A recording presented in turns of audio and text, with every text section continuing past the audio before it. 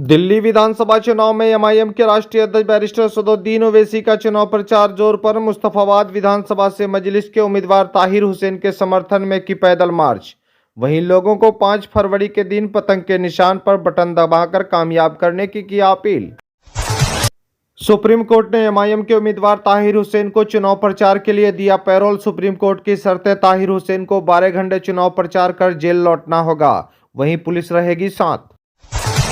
बिहार के सीएम नीतीश कुमार का पूर्णिया में प्रगति यात्रा 581 करोड़ के योजनाओं का किया उद्घाटन और शिलान्यास। प्रगति यात्रा के दौरान सीएम ने किया विभिन्न योजनाओं का निरीक्षण और जीविका दीदियों से की मुलाकात। पूर्णिया में सीएम नीतीश कुमार के प्रगति यात्रा के दौरान ग्रामीणों का प्रदर्शन, सड़क पुल बनाने की मांग, तख्ती लेकर सैकड़ों आदिवासी पहुंचे, वहीं बैरिकेडिंग के पास ही उसे रोक लिया। मुंबई में डीजल पेट्रोल गाड़ियों पर बैन की तैयारी। महाराष्ट्र सरकार ने स्टडी के लिए 7 मेंबर्स कमेटी बनाई, वहीं 3 महीने में सौंपेगी रिपोर्ट।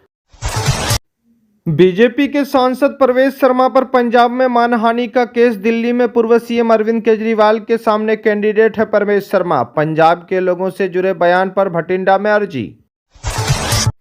दलित संगठनों ने अमृतसर पंजाब हाईवे किया जाम। लुधियाना में दुकानें बंद कराई। जालंधर में भी किया प्रदर्शन। अंबेडकर की मूर्ति तोड़ने वालों पर एनएसए की कर रहे हैं मांग। उत्तर प्रदेश सीएम योगी आदित्यनाथ ने एक बार फिर दिल्ली के पूर्व सीएम अरविंद केजरीवाल को यमुना में डुबकी लगाने का दिया चैलेंज। योगी बोले, केजरीवाल में यमुना में डुबकी लगाने का दम नहीं, वह अपने गुरु को धोखा दिया।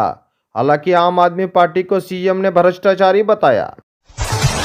बिहार के पटना जंक्शन पर ट्रेन छूटने के बाद यात्रियों का हंगामा। भीड़ के चलते संपूर्ण क्रांति एक्सप्रेस में नहीं चढ़ पाए लोग। शरारती तत्वों ने एसी बोगी का गेट बंद कर दिया था।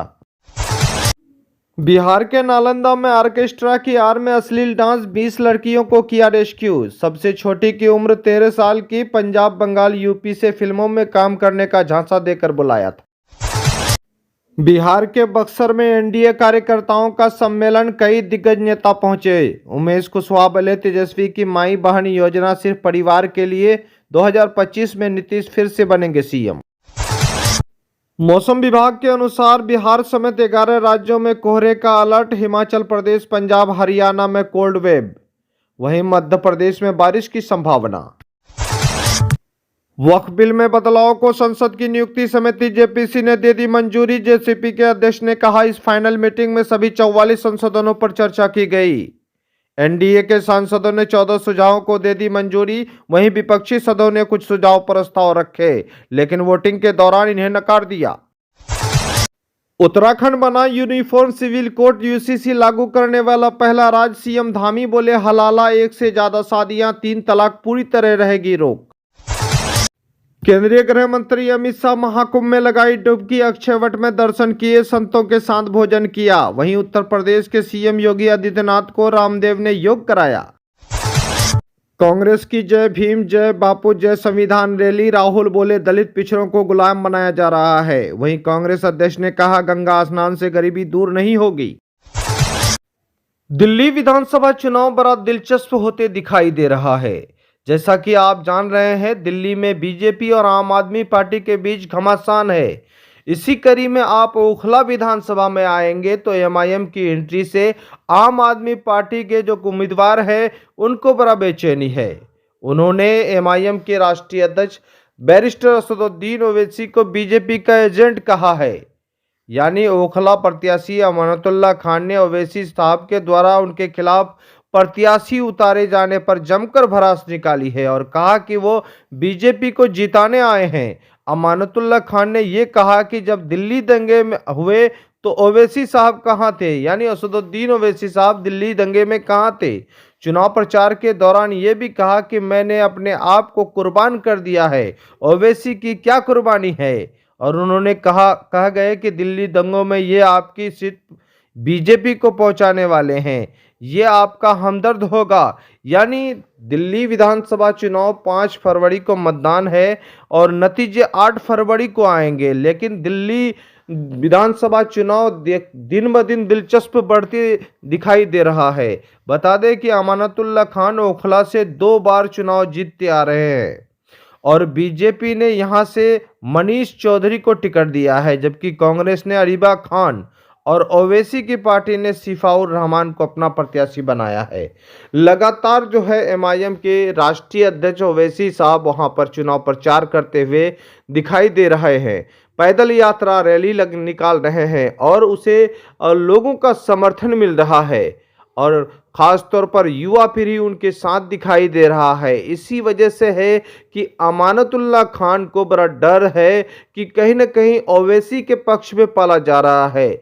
लेकिन अमानतुल्लाह खान का साफ तौर पर कहना है कि चुनाव जीतने के लिए 90,000 वोट की जरूरत है। ओवैसी क्या ले पाएंगे उनके उम्मीदवार, यानी वो दावा कर रहे हैं। अब देखना यह है कि दिल्ली में इस बार पहली दफा एमआईएम की एंट्री है और ओवैसी साहब के कई उम्मीदवार वहां पर चुनावी मैदान में हैं और जो भी उम्मीदवार वो उतारे हैं उनके उम्मीदवार जेल से ही चुनाव लड़ रहे। उनके परिवार जो है चुनाव प्रचार कर रहे हैं, उनके परिवार को साथ देने के लिए ओवैसी पूरी ताकत झोंक दी है। 5 फरवरी को वोट डालेंगे। लगातार जो है सभी राजनीतिक पार्टियों का चुनाव प्रचार जोर पर है और दिल्ली को लेकर एक माहौल है। हालांकि दिल्ली में ओवैसी की एंट्री से खलबली नहीं है, चूंकि कई सीट पर जो है वो चुनाव ही लड़ रहे हैं, लेकिन चाह रहे हैं कि ओवैसी साहब का इस बार जो है दिल्ली में खाता खोले और उन उम्मीदवारों को अपने उम्मीदवार को बनाया है। उन्होंने ऐसे लोगों को टिकट दिया है जो दिल्ली दंगे में वो जेल गए हैं, एनआरसी सीए के मामले में वो जेल में बंद है, ऐसे लोगों को टिकट दिया है। अब देखना ये है कि वहाँ के लोग, दिल्ली के लोग किस तरह से ओवैसी साहब की पार्टी को भी सपोर्ट करते हैं और जो जेल में बंद है उनके लिए कितना बड़ा हमदर्दी है। लेकिन ओवैसी साहब को लेकर जो है बड़ा बेचैनी अमानतुल्लाह खान को है और लगातार जो है ओवैसी पर निशाना साध रहे हैं। कहीं ना कहीं ओवैसी के चुनाव प्रचार से वो डरे हुए हैं और जिस तरह से ओवैसी का चुनाव प्रचार हो रहा है, मुसलसल जो है 2 बार हो चुका है, उनके पैदल यात्रा में लोगों का जनसैलाब देखने को मिल रहा है, उनके सभाओं में लोगों का जनसैलाब मिल रहा है। ओवैसी साहब चुनाव में चुनाव प्रचार करते हैं और लोगों के अंदर सियासी बेदारी कूट कूट कर भर रहे हैं और इसी वजह से है कि दिल्ली में लोग पढ़े लिखे हैं और ओवैसी साहब की बातों को समझने पर मजबूर है, क्योंकि ओवैसी साहब ने जिन उम्मीदवारों को टिकट अपना बनाया है उनके उम्मीदवार जेल में है और ये लोगों के लिए सोचने पर मजबूर हो सकते हैं कि ओवैसी साहब ऐसे उम्मीदवार को टिकट दिया है जिन्होंने एनआरसी सीए के खिलाफ में जेल में बंद हुए हैं। ऐसे लोगों को सपोर्ट करना चाहिए या नहीं। बहरहाल अमानतुल्लाह खान की बेचैनी बढ़ी हुई है, लगातार ओवैसी साहब पर ही निशाना साध रहे हैं।